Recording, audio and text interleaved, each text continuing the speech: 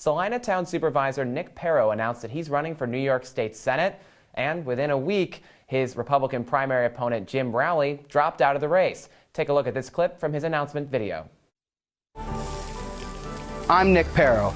I'm running for New York State Senate because we need change, and I have a plan. I fought for the people of Salina, and as your state senator, Central New York's voice will ring through the halls of Albany. And Nick Paro joins me now. Mr. Town Supervisor, thank you so much for being here. I appreciate it. Now, talk to me. That video, flipping burgers and dogs as you announce your campaign, that's got to be the most quintessentially American thing I have ever seen. Yeah, I guess so. It's pretty great. Talk to me a little bit about why you're running for New York State Senate. Exactly what the line just said. We need change. New York State government has evolved in something that it wasn't just only a few years before, right? So you have a Democrat supermajority now, and they've put through their pet policies. Now they're looking to consolidate power and extend it for many generations going forward, and this is our only opportunity to really stop them. So I think obviously I'm the best candidate to break the supermajority up. The 50th Senate District is ripe to flip to the Republican hands, and I think once we're able to do that, we'll be able to bring a little bit of balance and equity into state government and make sure that some of these pet policies that they're pushing through and also the consolidation of the power stops. We can focus more again on the people that live in upstate New York. Initially, when you launched just a couple of days ago, you had a GOP primary opponent. As I mentioned, Mr. Rowley has since dropped out of the race. What was your reaction to him dropping out so soon after your entry? I think it shows that I have a lot of support within the Republican committee, the Republican constituents themselves within the district. It's extremely encouraging, right? I have a lot of respect for Jim. Jim's been a long-time legislator or supervisor. He's been involved for many years. He's been able to accomplish a lot. But again, you know, I'm a younger person. I've been able to get elected twice in a very Democrat town, and I think a lot of people saw that. They're inspired by the work that we've been able to do. They're excited with the energy that I bring and my campaign brings. So I think it just meant that, look, we're ripe, we're ready to do this. People believe in this campaign, and I'm happy that we were able to clear the field so early, and hopefully it stays that way, so that way we can just focus on getting the support we need to win this next November. Yeah. If the field stays clear, you'll be the Republican nominee. You're going to have to go up against a Democrat. It could very well be Assemblyman Al Sturpey, who you've run against before. Talk a little bit about why voters should choose you over some of your potential Democratic opponents. Sure. If it's Assemblyman Sturpey, I think everybody likes a good comeback story. I know I do. Again, that's quintessential America, right? So I would look forward to running against him. I think it'd be a fun campaign. Again, I think I would be able to prevail. You have Chris Ryan. He's the minority leader in the county legislature. I actually know Chris well as well. I worked in the county legislature, so I've been able to see how he handles himself in public situations. I know what his thought process is. I know the things that he's voted on, the things he hasn't voted on. I think those are all things that the public would be able to differentiate between him and myself and recognize again that I'm probably the best candidate. Mr. Drum up in Oswego, I'm not as familiar with him. Obviously, it's a different county. I know that he's running a vigorous campaign right now within the Democrat committee. He's trying hard. It'd be interesting to see whether or not they all coalesce around a single candidate or if they're going to look at a primary. But again, I'm more focused on my campaign. I'm focused on bringing in volunteers, focused on building a very strong war chest. We have a fundraiser coming up. I'm confident we're going to be able to raise a lot of money. We're going to put forward a strong campaign next year, no matter who comes out of the Democrat side. And again, very confident. A lot of work to be done. It's going to be a long road, but we're going to do it, and I'm excited to see what happens. Yeah. If you are able to win, one of the distinctions between you and someone like Assemblyman Sturpey is that you don't have a lot of experience in Albany. Now, it's up to voters to decide if that's a benefit or a downside, but talk about how you would work as a Republican member in what would likely be a Democratic-controlled legislature. How would you be able to work across the aisle to get stuff done? So, fortunately for me, I like mentors. I like folks that do have experience, and I take a lot of information from them. I'm able to utilize it, just even in my job now as town supervisor. I have a previous supervisor. She works part-time in my town hall. I'm able to go to her, get a lot of information, and discern what I would like to do with that information. I have two people that are very strongly in my corner. One of them, obviously, is Congressman Kako. If I was able to win, he'd be one of the people I go to because he was very good at working with Democrats across the aisle to get his legislation across the finish line.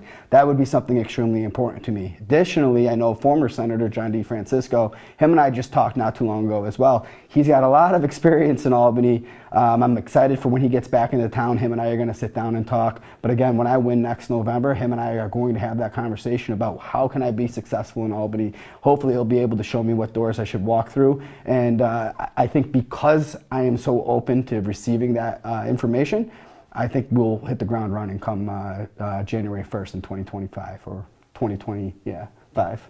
Let's talk about some of the issues. You are going to hit the ground running with some of those. One of the major ones for you personally was the migrant issue. There was a talk of a plan to bus migrants up to your town into a hotel there. You filed a restraining order, even did a hit on Fox and Friends about it. Talk about your handling of that situation and how you'd continue to address that crisis in New York City if you were sent to Albany.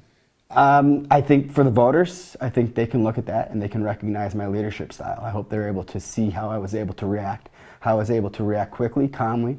We were able to put a plan together, and we were pretty much able to outmaneuver what New York City was trying to force on our community. So I'm really hopeful. Again, like I said, that leadership style is the voters see that, they respect it, they like that. The migrant situation is one that really definitely we need to have a conversation on. I don't think it's a state issue. It's definitely not a local issue. It's not a New York City issue.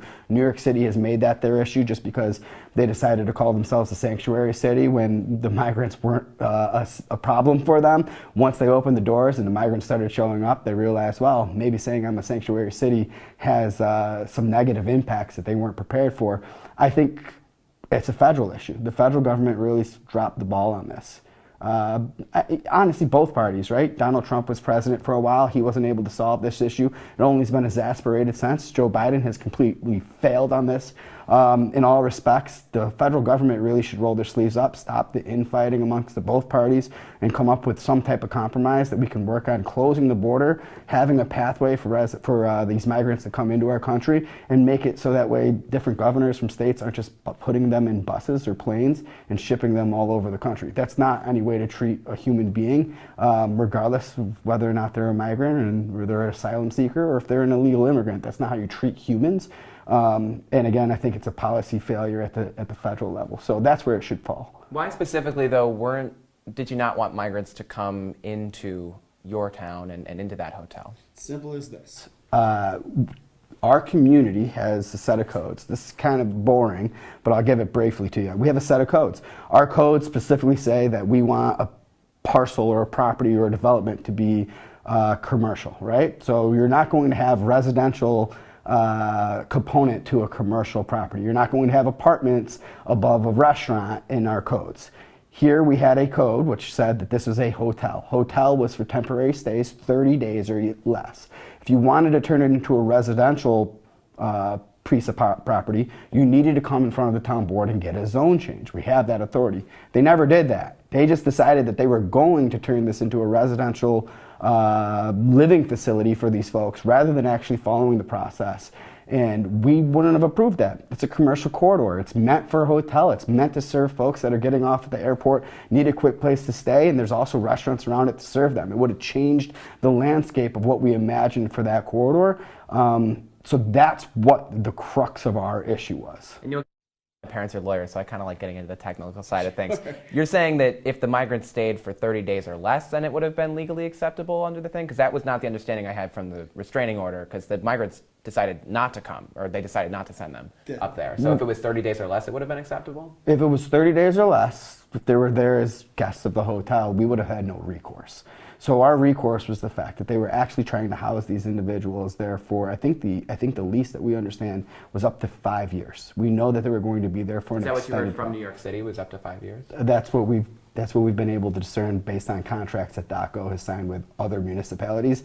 We're able to get this information now. Additionally, they were transforming the hotel. They were making renovations inside the hotel that did not have permits from our town codes office. So, like I said, they were trying to turn it into a residential living facility. They had lunch. They were going to serve lunch. They were going to serve dinner.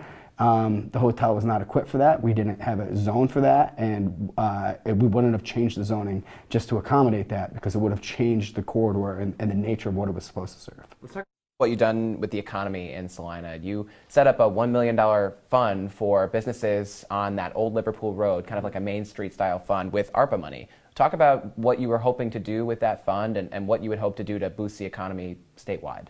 Sure. So that $1 million for the Old Liverpool Road Main Street's actually been very successful since we've instituted it. We have apartments that are going up currently. It's a former Lemoyne Manor site. It's a historical site in the sense a lot of people recognize it from the mid-1900s. It's now turning into 4 commercial or 4 residential buildings, and there's actually one of the buildings is going to have commercial on the ground floor.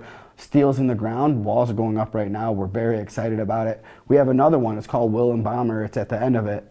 They're turning that into a multi-use living community. You have apartments. I believe there's a soccer center in the back of it. They're looking at a restaurant or brewery type thing on site. So we're very excited about that. In addition to that, we put the $1 million out there to fix some of the other buildings. So that way there looks like the entire corridor itself is coming to life.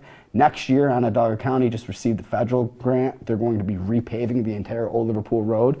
So that's another component that adds into this revitalization, economic improvement for that area.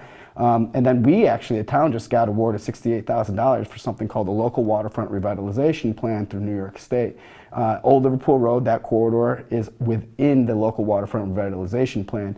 Pretty much as a planning grant for us to kind of figure out how we want to continue to revitalize this commercial corridor and the residential area or the residential communities that are around it. So the $1 million was kind of a kickstart with the plan of we're going to apply for the LWRP grant. We knew the residential components that were already coming in. We knew what the county was doing. So there's a larger aspect to it. That was kind of just the ignition, turning it on and getting the car rolling. Yeah, one of the main economic drivers for the region over the course of the next 5 to 10 years is obviously the Micron project. Talk a little bit about what that might mean for a town like yours and also how you're going to work to improve the project for residents here if you're elected to the state senate. Yeah, so the Micron obviously is a fantastic thing that's happening to the region. What we've been able to do in Salina is completely embrace that. You can hear all of the concerns, housing concerns, development concerns.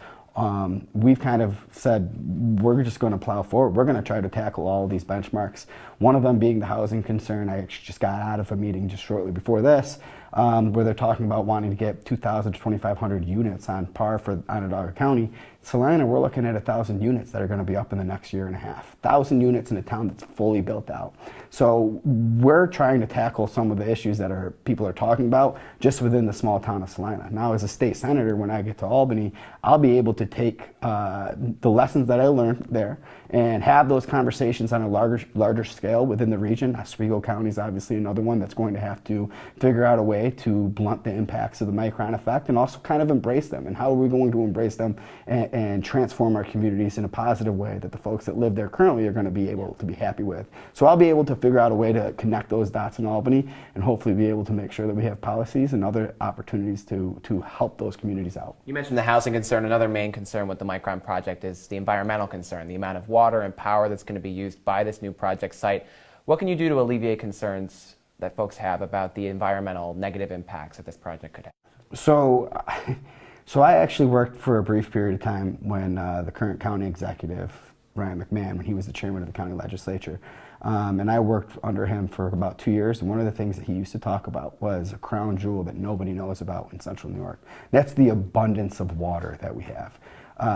The amount of water that we have is one of the main reasons why Micron decided to choose this area. They needed that water for them to run their clean rooms. So to that point, I don't think water is much necessarily the issue. I think we'll be able to solve that one just because of the area that we live in. When it comes to electricity, again, that's going to be a big one, especially with a lot of the green energy policies that they're pushing forward and the benchmarks that are not being hit to satisfy those green energy policies. I think they had something in place, I read it today, by 2030, and they're not going to hit those numbers.